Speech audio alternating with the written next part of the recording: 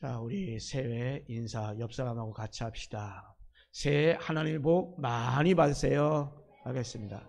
많이 받으세요. 예, 새해 복 많이 받으시고 하나님의 복이 여러분 가운데 임하기를 간절히 바랍니다.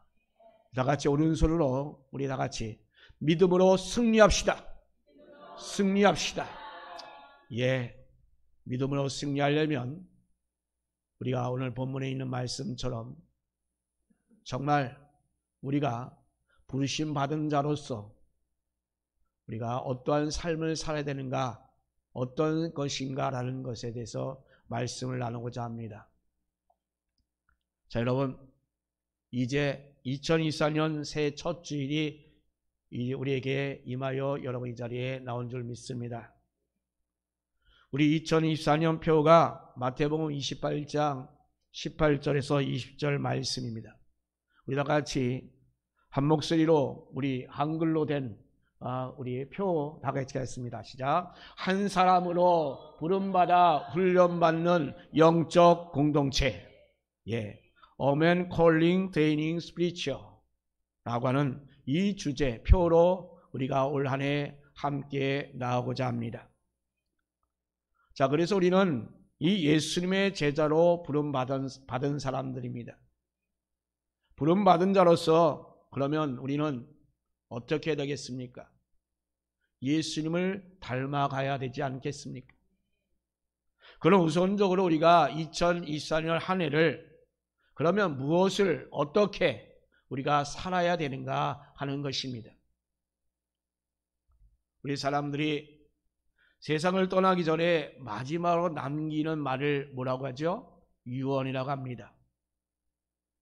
마음속에 담겨있던 가장 중요한 말을 바로 우리는 유언에 남깁니다. 그래서 유언은 명령 중에 명령이요, 부탁 중에 부탁입니다. 또한 소원 중에 소원인 것입니다. 우리 최정숙 권사님이 돌아가시기 전에 자녀들에게 남긴 유언의 말이 너희들도 제발 예수 믿으라 라고 말했었는데 안타깝게도 그렇게 잘 다니던 영빈이도 이제 교회 안 다니겠어요 라고 그렇게 말을 하는 거예요. 여러분, 이 유언은 우리가 그냥 가볍게 들어서는 안 됩니다. 믿지 않는 사람들의 유언도 자식된 도리로서 어떻게 하든 내 뜻과는 같지 않다 할지라도 그걸 지키고 행하려고 하는 그것이 기본 우리 인간의 도리 아닙니까? 하물며 예수님의 유언, 믿는 자들에게 있어서 유언은 어찌 말로 표현할 수 있겠습니까? 예수님께서 승천하시기 전에 마지막으로 제자들에게 남기신 그 유언과 같은 그 말씀이 바로 오늘 말씀입니다. 이 말씀을 바로 예수님의 절대적인 지상명령이라고 말합니다. 이 예수님이 절대 지상명령 중에 가장 대표적인 말씀이 바로 마태복음 28장 18절로 20절 말씀입니다. 이 말씀을 한마디로 말하면 뭡니까? 복음을 전파하라 라고 하는 그런 말씀인 것입니다. 복음을 전하는 그것은 바로 예수를 믿는 모든 사람들의 가장 중요한 사명이요 의무입니다. 하나님께서는 이 복음 전하는 일을 가장 기뻐하셨고 또한 그 길을 통하여 영광을 받으십니다. 우리는 이 일을 위하여 이미 여러분 부름받은 자들입니다. 우리 하나님께서는 우리에게 언제나 일보다 사람을 중요시 여겼습니다. 예수님께서 우리를 일로 대하셨다고 한다면 우리는 계속 여기에 남아있지 못했을 것입니다. 만약에 주님께서 우리를 일의 성취자로 부르셨다고 한다면 우리는 그분의 마음을 들기 위하여 나름대로 정말 노력하여 탁월한 사람이 되어야 될 것입니다. 그래서 어떤 사람은 주님께 인정을 받고자 정말 많은 애를 썼지만 그러나 어찌 됩니까? 그 중에는 일 못하는 사람도 있지요. 그러면 그들은 외면당할까요? 우리 주님은 일의 성취를 위하여 사람을 고용하는 고용주가 아닙니다. 주님은 우리를 일시키는 것보다도 우리를 더욱더 사랑하십니다. 오늘 우리 시대에도 일 중독에 빠져서 살아가는 사람도 있습니다. 경제적인 부를 축적하기 위해 밤낮 24시간도 모자라서 열심히 일하고자 하는 사람도 있습니다. 여러분, 이러한 일과 사역 결코 나쁜 것은 아닙니다. 그러나 여러분, 일과 사역에 붙들려서 정말 마음이 분주하여 하나님과의 그 영적인 관계가 깨어지고 또한 사람들과의 관계가 깨어지고 있다고 한다면 부름받은 사람이 아니라 그것은 바로 쫓기는 자의 삶이 되는 것입니다. 쫓기는 사람은 언제나 성취함으로써 만족을 얻습니다. 삶의 결과만 중시하여 그 과정에 대해서는 또한 관심을 갖지 않습니다. 그리고 자신이 내면 세계에 대해서는 아무런 또한 관심도 갖지 않습니다. 언제나 바쁜 것이 습관화되어 있기 때문이죠. 그러나 여러분, 부름받은 자는 자기 자신이 누구인지를 알고 있는 것입니다. 자기 정체성에 대한 그 이해가 아주 분명해야 되는 것입니다. 사도 바울은 다메섹에서 예수 그리스도를 만나기까지 그의 삶이 어땠습니까? 정말 쫓겨다니는 사람이었던 것입니다. 율법에 정통하고 또 학문적 연구에 열정이 있었고 또한 일의 그 성취를 통하여 박수와 갈채를 받았습니다. 그의 정말 거의 광적인 그런 상태에서 예수 믿는 자들을 잡아 죽이게 하여 제사장들의 그 공문을 받아서 정말 환상적인 그 목표에 끌려서 그는 쫓겨다녔던 것입니다. 그러나 다메섹에서 주님을 만나고 주여 누구시오리까? 라고 하면서 무릎을 꿇었을 때에 그런 영원의 자유함을 누리게 되었던 것입니다. 그리고 바울은 일과 성취에 붙들려서 자기의 중심적인 그 삶을 살았던 것을 다 포기하였고 만물의 주인이신 하나님의 중심의 삶으로 완전히 전환했던 것입니다. 부름받은 자의 삶은 경쟁에 있는 것이 아닙니다. 그 경쟁에 의하여 정말 꽃피고 열매 맺는 것이 아니라 바로 창조주 하나님의 그 뜻에 따라서 진정한 자신이 되려 함으로 꽃피고 열매를 맺는 것입니다. 사랑하는 성도 여러분, 오늘 나는 정말로 부름받은 사람입니까? 아니면 쫓기고 있는 사람은 아닙니까? 여러분 자신에게 진정을 한번 물어보세요. 과연 나의 삶은 부름받은 자의 삶을 살고 있는가? 아니면 정말로 쫓기고 있는 그런 삶을 살고 있는가? 경쟁하는 그 세상에서 주는 그 영향력에 우리는 노출되어서 그냥 그것을 너무나도 당연시 여기는 그래서 받아들이고 살아가고 있지는 않습니까? 그렇다면 여러분, 그것은 우리가 부름받은 자의 그런 삶이 아니라 이 세상에서 쫓기는 그 삶을 바로 살고 있다는 그러한 반증되는 것입니다. 그러나 여러분, 우리는 쫓기고 있는 사람이 아니라 우리는 이미 부름받은 자들입니다. 그럼 우리는 말씀을 통하여 부름받은 자의 그 삶이 과연 어떤 것인가에 대하여 함께 은혜를 나누기를 원합니다. 첫 번째로, 그러면 여러분, 우리는 부름받은 자의 삶이 무엇이냐? 바로 일보다 관계가 중요함을 알아야 합니다. 바울은 주 안에서 갇힌 내가 너희를 권하노니 너희가 부르심을 받은 일에 합당하게 행하여 라고 합니다. 우리 하나님께서 우리를 어디에서 불러내셨습니까? 바로 허물과 죄로 죽었던 이 세상에서 우리를 불러내셨습니다. 세상은 어떤 것입니까? 죄 때문에 관계가 깨어진 것입니다. 원래는 아담과 하와는 하나였습니다. 그러나 그 죄 때문에 그 에덴의 기쁨이 그들에게는 사라졌습니다. 죄가 들어온 그날 이후에 가인과 아벨 사이에 이 살인이라는 그 깨어짐을 통해서 그들은 완전히 깨어지는 그런 일들이 일어났습니다.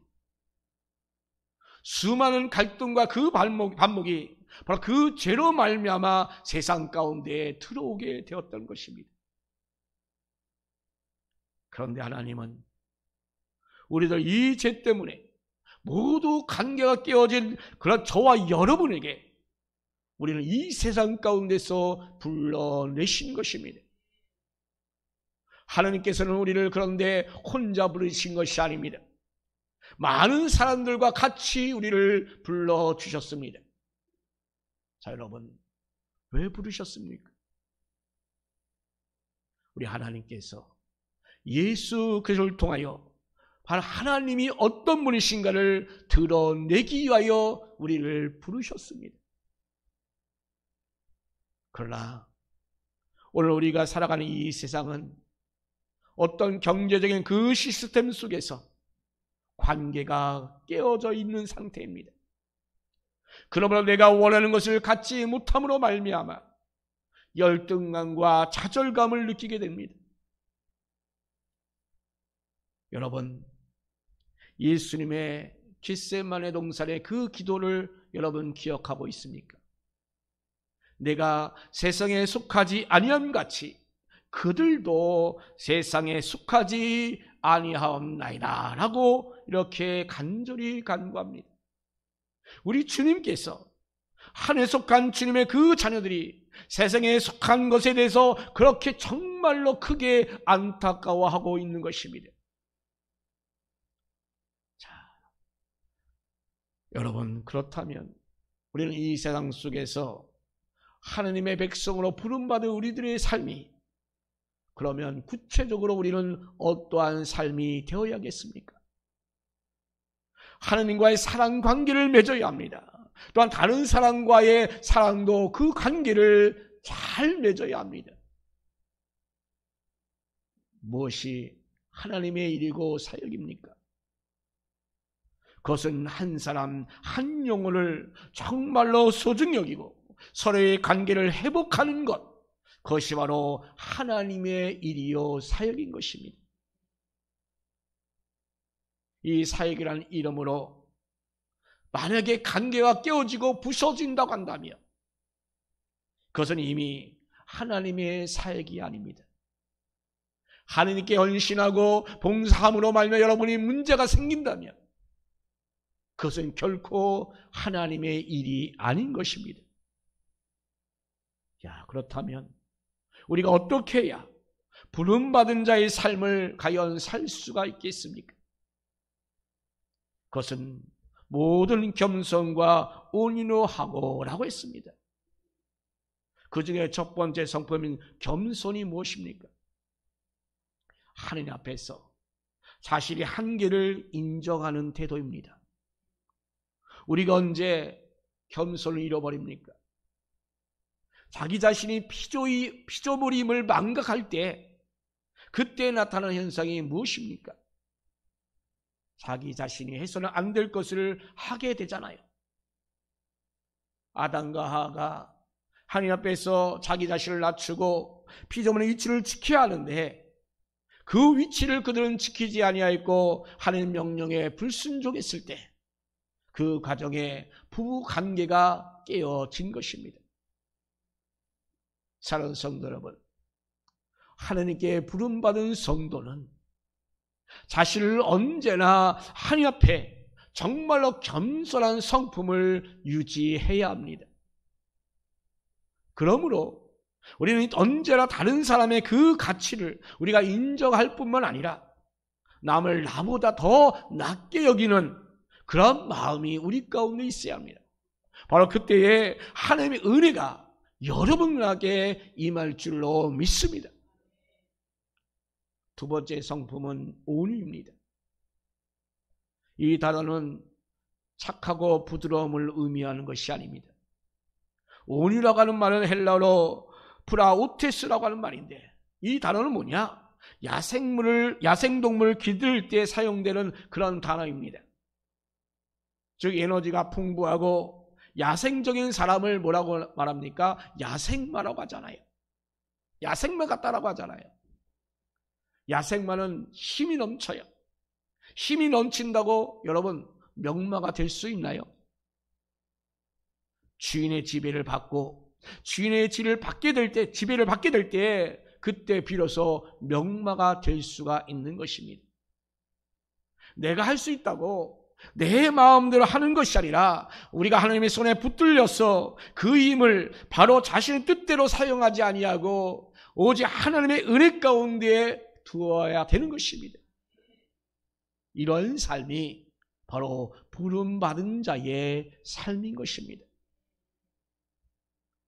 우리의 신앙생활 가운데서 관계를 깨트리고 하나 되지 못하게 하는 것, 그것이 무엇이 있습니까?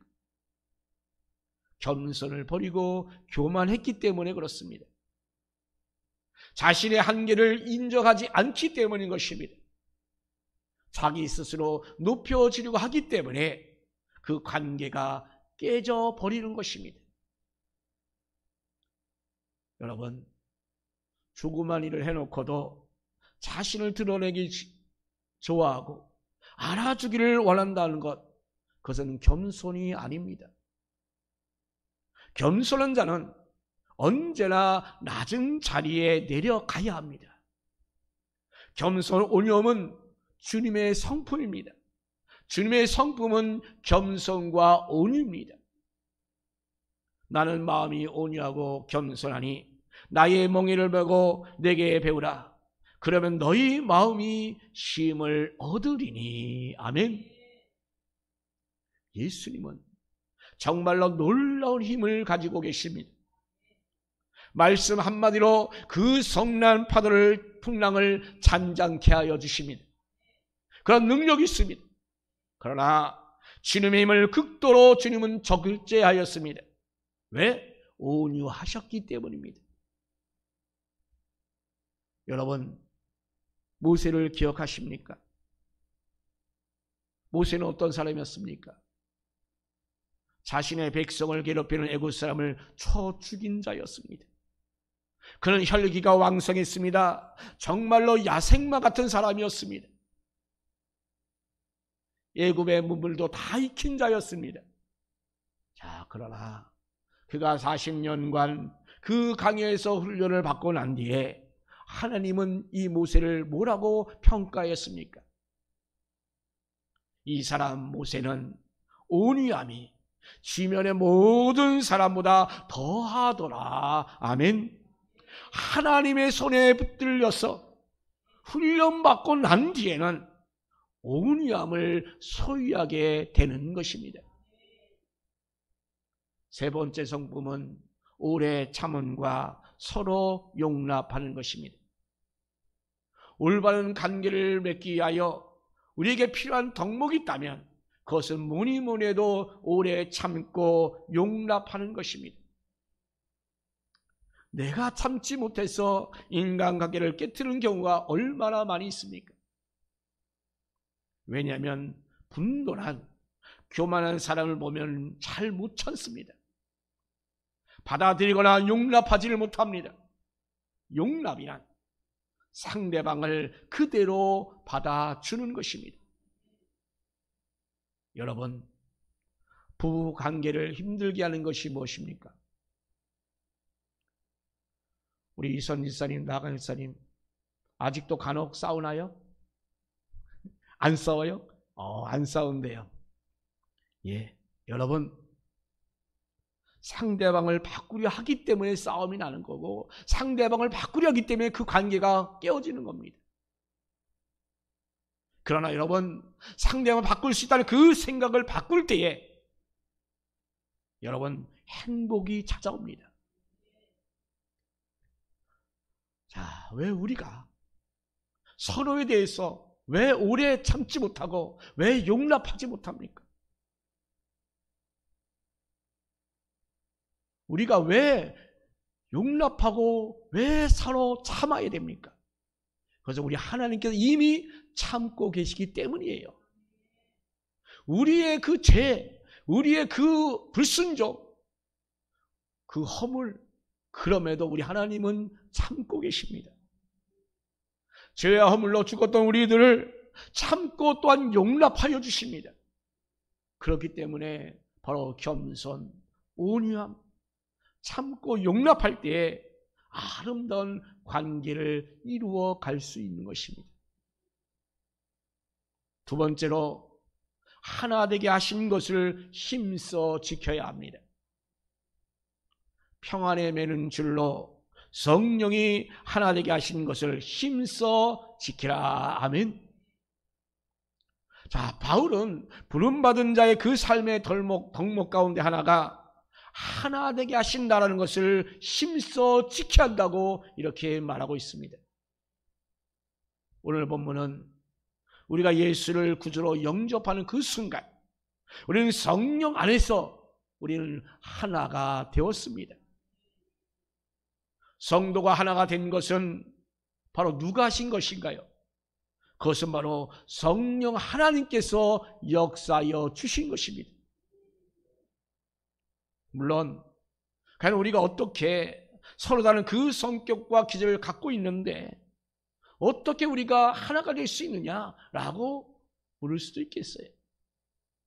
한 어머니 뱃속에서 태어난 형제들끼리도 서로 다른 생각과 가치관을 갖고 있는데 우리가 어떻게 하나로 이루어갈 수 있느냐라고 반문할 수도 있지요. 그러나 여러분, 오늘 본문을 살펴보면 하나가 되도록 힘쓰라라고 하는 것이 아닙니다. 뭐라고 말했습니까? 이미 하나가 되게 하신 것을 지키라라고 말씀하고 있습니다. 우리가 무엇에 하나가 되었습니까? 우리가 하나님을 아버지라고 부르잖아요. 우리의 동일한 신앙 고백 아닙니까, 여러분? 우리는 다 하나님의 자녀요 권속입니다. 그래서 예수를 우리의 머리로 하는 몸으로서의 우리의 모두 지체들입니다. 성도로 부름받은 하나님의 백성들은 그러므로 예수 그리스도 안에서 이미 하나가 된 것입니다. 이 말은 예수 믿으면 똑같아야 된다고 하는 것을 말하는 것이 아닙니다. 여러분, 교회에 얼마나 다양한 사람들이 많이 있습니까? 직업, 성격, 또 환경, 심지어는 그 정말 기본적인 것까지도 다른 자가 있습니다. 여러분, 성령이 하나가 되게 하신 것은 그 다양함 속에서의 하나를 말합니다. 우리 교회 성도들이 얼마나 다양합니까? 신앙생활 태도가 또한 다르잖아요. 어떤 분들은 기도할 때 큰 수로 기도해야 은혜가 된다고 합니다. 또 어떤 사람은 조용히 묵상해야 은혜가 된다고 합니다. 그러나 어떻게 하든 관계가 없어요. 예수라는 그 이름 때문에 내 옆에 있는 성도 그 한 사람과 한 몸이 되도록 이미 우리 성령 하나님께서 역사해 주셨습니다. 그러므로 교회는 함께 울 수 있어야 합니다. 함께 웃을 수 있어야 합니다. 함께 나갈 수 있어야 합니다. 바로 이렇게 하나가 되신 것을 함께 지켜나갈 수 있는 저와 여러분 되기를 간절히 바랍니다. 즐거워하는 자들과 함께 즐거워하고 우는 자들과 함께 울라라고 말씀하잖아요. 이렇게 우리가 함께 즐거고 함께 울 수 있다고 하는 것, 이것은 바로 타인과 자신을 동일시해야 된다라고 하는 것입니다. 나는 당신과 똑같습니다. 다른 사람의 기쁨이 나의 기쁨이요, 그의 슬픔이 나의 슬픔이다라는 것을 우리가 인정할 때에 성령이 하나가 되시게 한다는 것을 우리는 힘써 지킬 수가 있는 것입니다. 그러나 오늘날 교회 공동체 속에서 제일 큰 시험이 무엇입니까? 정말 쓸데없는 것 때문에 근본적인 문제에서 분열이 생기는 것입니다. 별것도 아닌 것, 하나님의 진리가 아님에도 불구하고 그것을 가지고 목숨 걸고 서로 싸우고 다투는 것입니다.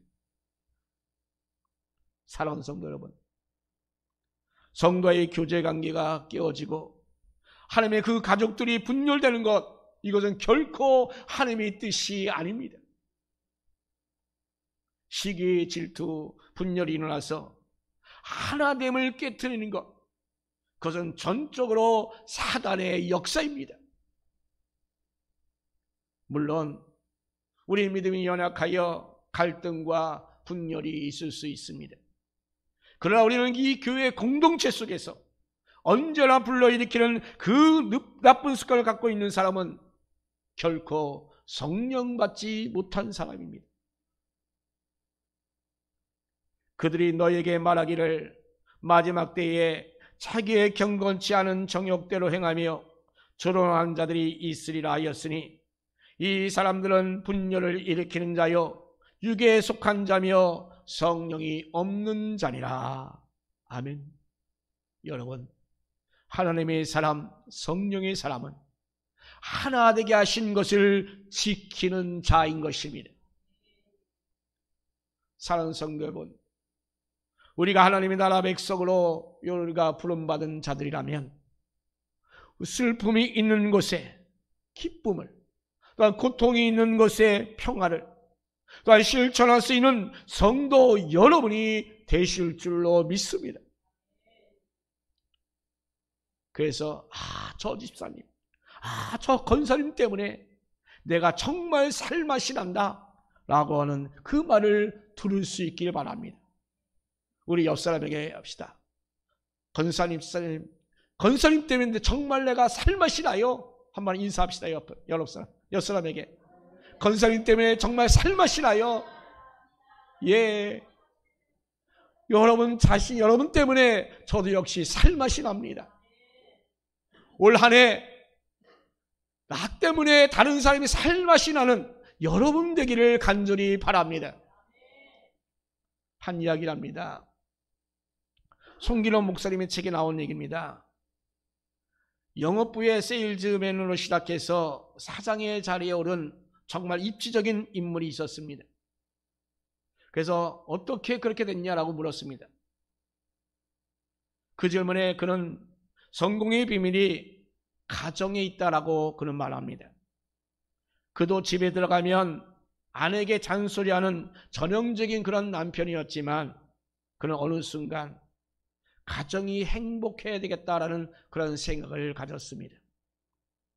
가정이 행복해야 내가 행복하고 그래야 내가 일도 잘할 수 있다라고 생각을 하게 되었던 것입니다. 그래서 그는 일을 다 마치고 들어서는 그 집 앞에서 그는 나름대로 크게 한숨 푹 쉬고 스스로에게 다짐합니다. 나는 오늘 마지막 고객을 만나러 왔다. 여러분, 얼마나 감동적인 말입니까?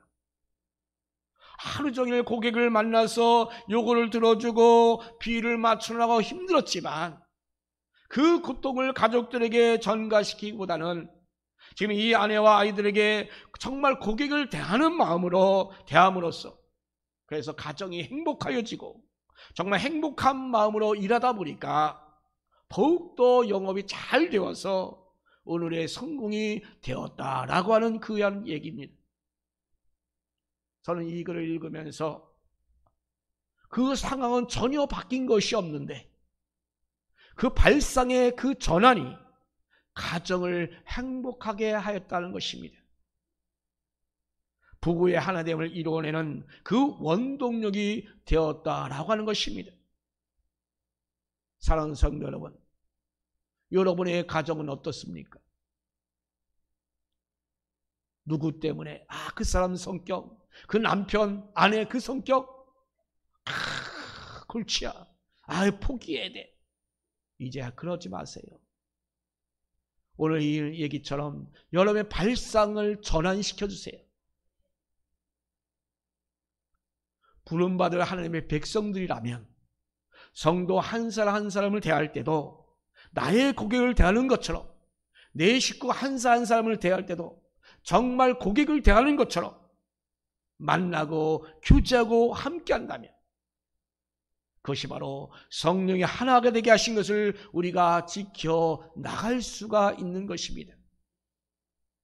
여러분들이 여러분 가정 가운데서, 또한 교회 가운데서, 특별히 여러분 부부관계에서 바로 이러한 발상의 전을 통해서 정말로 2024년 지금부터 행복한 부부관계, 정말 복된 가정이 되기를 예수님 이름으로 축복합니다.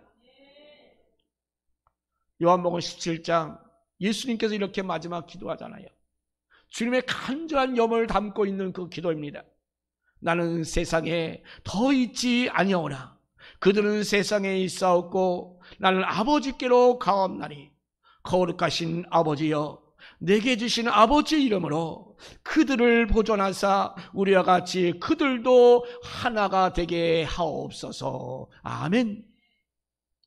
자, 여러분, 예수님도 십자가를 앞에 놓으시고 우리가 하나 되는 것을 너무나도 중요시하였습니다. 우리가 하나님 앞에 마지막 기도를 드리고 있는 이 장면, 바로 우리 교회가 이러한 교회가 되어야 되지 않겠습니까? 정말 진리와 사랑으로 하나가 되는 곳, 바로 그것이 교회입니다. 그것이 바로 우리가 한 사람 부름받은 훈련되는 영적인 공동체인 것입니다. 우리 하나님께서 우리에게 원하시는 것, 그것은 뭡니까? 하나됨을 지키는 것입니다. 우리가 희생하고 우리가 손해를 본다 할지라도 우리가 하나님을 지키면 그 다음에 우리에게는 예상치 못한 그런 부분에서 우리 하나님께서 채워주시는 놀라운 은혜가 여러분 가운데 임하게 됩니다. 여러분, 하나됨을 막는 자들이 누굽니까? 그것은 바로 마귀의 유혹을 받아서 깨트리는 자들, 사탄마귀입니다. 하나님을 지켜가는 우리 부름받은 사람들의 그 삶을 온전히 살아갈 수 있는 저와 여러분 되기를 간절히 바랍니다. 마지막으로 말씀합니다. 여러분, 일, 사명보다 관계를 더 중요시할 때에 우리 성령 하나님께서는 바로 이 교회 공동체를 통해서, 바로 여러분의 가정의 공동체를 통해서 영광 받으실 줄 믿습니다.